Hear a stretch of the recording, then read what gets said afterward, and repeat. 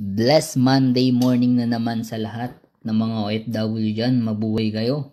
Okay, magpakasawa kayo hanggat gusto nyo. Joke lang.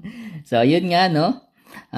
Keep safe po sa lahat ng mga napapasok dyan sa trabaho at mga uuwi dyan sa trabaho, mapapilipinas ka man o nasa abroad ka man na kagaya ko.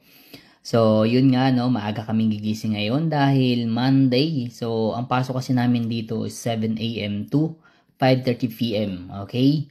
So, Monday to Thursday yun. So, kailangan namin maagang gumising dahil magbabayahe pa kami. Hindi naman namin katabi yung company namin. So, ayun siya. So, bali around 10 minutes kasi ang biyahe namin. Kaya naman, kailangan namin na maagang umalis sa aming apartment. Ay, sa bahay pala namin. So, ayun siya, no?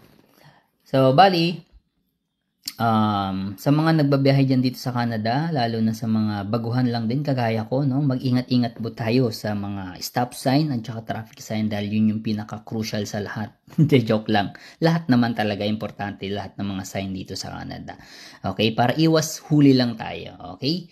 So, once again, sa lahat ng mga papasok sa trabaho to uwi, ingat po tayo. God bless and peace.